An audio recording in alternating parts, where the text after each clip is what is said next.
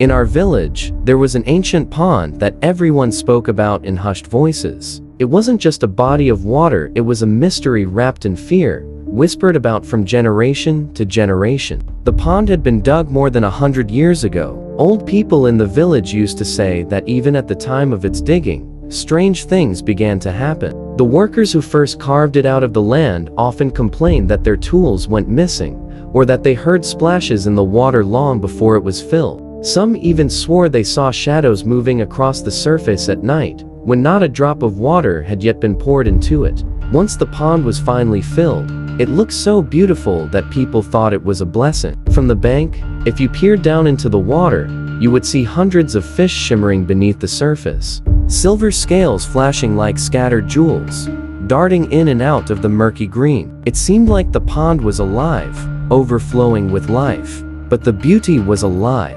No fisherman, no villager, no wandering traveler ever caught a single fish from that pond. Not with a rod, not with a net, not with a trap. Hooks came up empty, nets returned bare, and whenever someone insisted on trying again, they only returned with confusion and fear. The fish were there, everyone could see them, yet they were untouchable, as though they belonged to something else. Worse still, the pond was hungry. At first, young boys from the village would sneak in for a swim. They would laugh, splash, and dive into the cool water. But soon, the laughter turned to screams. If anyone swam too far toward the center, they would vanish dragged under in an instant, as if invisible hands had seized their ankles. Their cries for help echoed across the village, but before anyone could reach them, the water would fall eerily silent. The body never surfaced. One by one, people began to disappear. A farmer's son, a woman who went to wash her clothes by the edge, even a curious traveler who dared to bathe in it. None of them returned. Their families performed funeral rites without bodies, their grief heavy and unanswered. Word spread that the pond was cursed. Some said that when it was first dug, the land itself was not meant to be disturbed, that something ancient had been sealed beneath the soil. Others whispered of an old burial ground, forgotten bones resting below, angered by the intrusion. A few even believed that the pond was alive, that it had a soul of its own, and demanded offerings of blood. The villagers began to avoid it. No one fetched water from it, though the pond was always full. No one dared to walk past it at night. Even in broad daylight, if the wind rustled through the trees around it, people felt an icy chill run down their spines. Birds did not sit on its banks. Cows and goats that wandered too close were later found dead, floating at the edge. By the time my grandfather was a child, the pond was already called haunted. Parents warned their children never to go near. Even the bravest men of the village would glance nervously at its surface when passing by. And when the moon was full, the pond would gleam like a mirror, reflecting not just the sky above, but sometimes shapes that did not belong. Figures that seemed to stand on the water, staring back at anyone who looked too long. For more than a century, the pond has remained a place of fear, a silent predator, a dark secret in the heart of the village. Everyone knew one rule: stay away from the pond, or the pond will claim you. For years, the pond lay untouched. No one dared to enter, no one dared to fish. It stood as a silent scar in the middle of the village, its black surface still and watchful. But time is a strange thing. It dulls memories and tempts men to challenge what they should fear.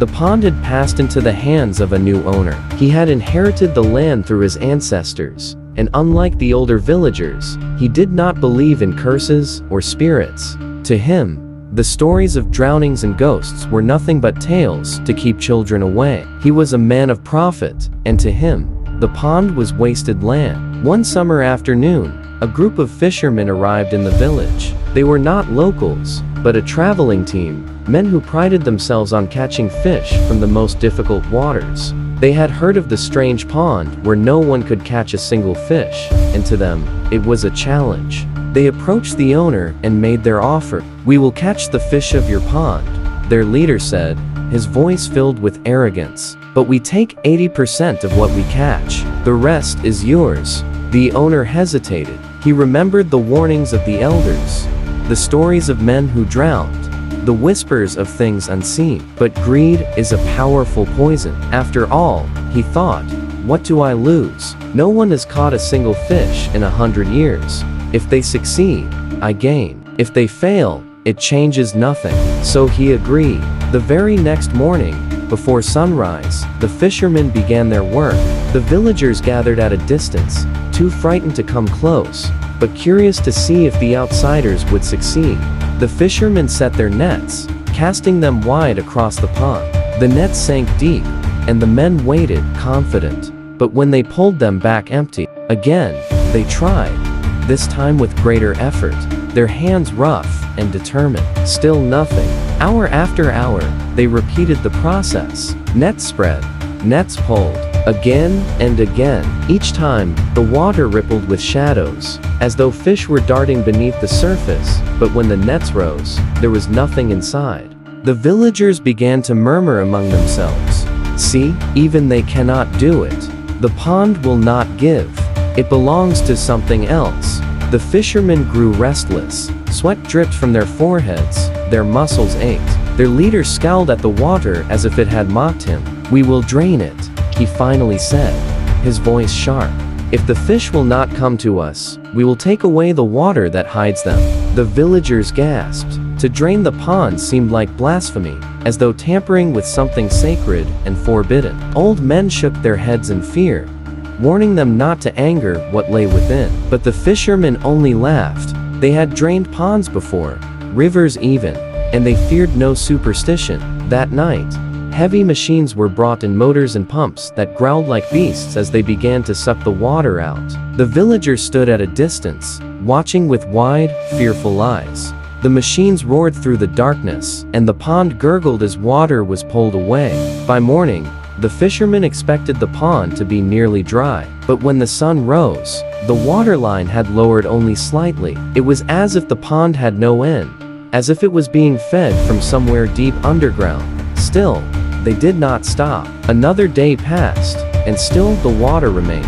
A third day, and still the motors roared, draining endlessly, but the pond refused to die. The villagers whispered of strange sights during those nights. Shadows moving at the surface, long, pale hands reaching up and then vanishing. Once, a child swore he heard voices echoing from the water, distant, sorrowful cries, calling names that no one recognized. By the third night, even the bravest of villagers refused to watch. They locked their doors before dusk and prayed the fishermen would leave. But the fishermen stayed, driven by pride and anger. And finally, after 3 days and nights of relentless pumping, the water began to give way. The pond shrank, revealing mud that had not seen the light of day in over a century. Thick, black, foul-smelling muck. The fishermen cheered, believing victory was near. They waded into the mud, their feet sinking, their hands reaching for the first glimmers of fish. And indeed, there were fish. But what happened next froze their blood.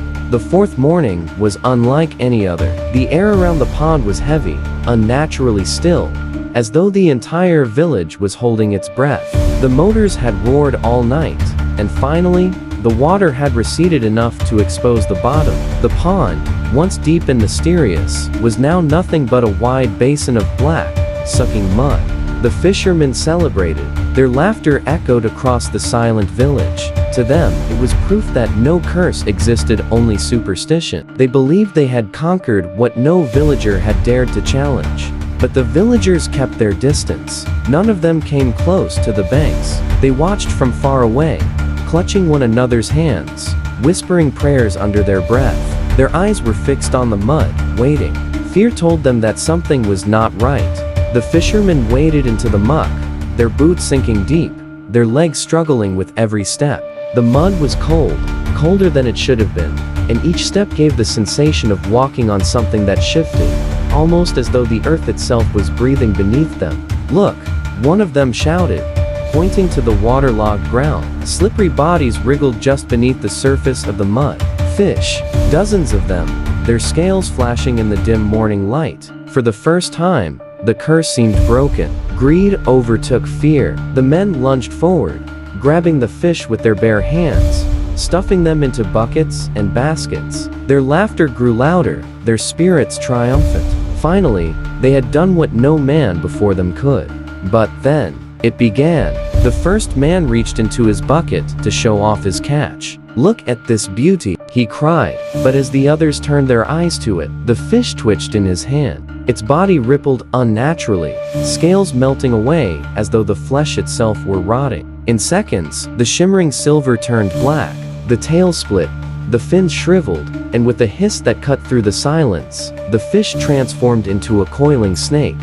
The man screamed as the snake sank its fangs into his wrist. He dropped it into the mud, clutching his arm in agony. Blood ran down his fingers. The others froze, their laughter dying in their throats. But before they could react, their own buckets began to shift. The fish inside writhed violently, their bodies twisting, lengthening, shedding their skins. One by one, every fish turned into a snake, black, venomous, and furious. The baskets overturned, spilling dozens of serpents into the mud. They slithered across the ground, hissing, striking, biting. The air filled with the terrifying chorus of fangs and shrieks. The fishermen panicked. Some tried to run, but the mud clutched at their legs like hands, pulling them down. They stumbled, fell, and the snakes swarmed over them.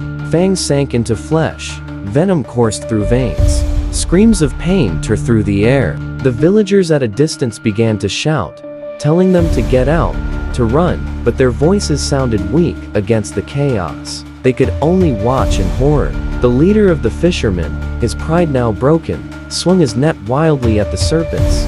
But the more he struck, the more snakes seemed to rise from the mud. It was as though the pond had hidden them for years, waiting for this very moment to unleash them. One man managed to claw his way toward the edge, his face pale, his body trembling. He looked up at the villagers with desperate eyes and gasped, "This pond is not a pond." Before he could finish, a snake struck his throat, and he fell lifeless into the muck. The screams grew fewer, then silence returned. The mud rippled, and one by one, the snakes sank back into it, disappearing as though they had never been there. The bodies of the fishermen were gone, dragged beneath the surface without a trace. Only the black mud remained, still and quiet. The villagers turned and fled. They did not want to see more. They did not want to know what else the pond might hide. As for the owner of the pond, he stood frozen on the bank, his heart pounding in terror. His dream of profit had turned into a nightmare. The whispers of the old men, the warnings of the villagers, all of it was true. The pond was cursed, and it had just claimed its newest victims. That night, the village was silent.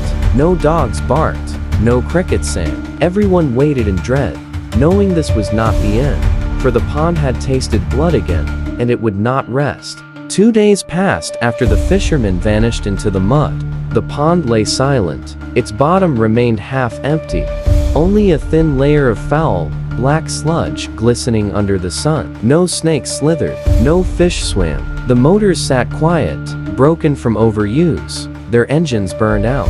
The villagers stayed far away. Not one person dared to cross the path by its banks. Even cattle and goats refused to graze near it. They shied and pulled back if led too close. The owner himself could not sleep. Every night he sat in his house, staring at the darkness outside, unable to shake the memory of those screams. By the second night, strange things began to happen. The villagers heard sounds at odd hours, splashes, though the pond was nearly dry. Some swore they heard voices, faint and desperate, drifting in the wind. The fishermen's voices, begging for help. At dawn on the third day, a man who lived closest to the pond awoke to silence. Curious, he walked toward the water. As he reached the edge of the trees, he froze. His mouth went dry, his eyes widened. The pond was full again. No pumps had run, no rain had fallen, yet the pond brimmed with water, clear and glistening under the morning sun. It was as though it had never been drained at all, as though it had healed itself overnight. But what made the man drop to his knees in terror were the shapes floating on its surface. Bodies. One by one, they drifted into view, bloated, pale, their faces twisted in agony. The fishermen, their arms stretched stiffly, as though still clawing for escape. Their eyes were gone, hollow sockets staring at nothing. Some had mouths frozen open, as though caught mid-scream, and among them floated another body. The villagers gasped when they recognized him, the owner of the pond. His greed had sealed his fate. His lips were curled in a ghastly half-smile, as if mocking those who watched. No one had seen him since the night before. The villagers fled in panic. Some vomited from the stench, others collapsed in fear. The news spread like wildfire. The pond had claimed them all. That night, no one slept. Mothers kept their children close. Men lit lanterns in every home, as though light could keep the darkness at bay. But the pond was restless. From its direction came sounds no one could explain: splashes, whispers, even laughter. And at times, the villagers swore they saw movement across the surface, long pale figures walking on the water before sinking silently into its depths. Over the next weeks, the pond's terror only grew. Travelers who passed the village spoke of seeing fish glimmering in the water at dusk, thousands of them moving together in eerie unison. But those who lingered too long claimed the fish would suddenly change, turning into snakes before their eyes. Others told of seeing faces in the water, not reflections, but real faces just beneath the surface, pressing upward as though trying to break through. Some were the fishermen, some the owner, and some strangers no one recognized. The elders declared the pond untouchable. Offerings were made at its banks: rice, flowers, even blood from sacrificed animals, just to keep its hunger at bay. But nothing could erase the truth that everyone now knew. The pond was not water, it was a mouth.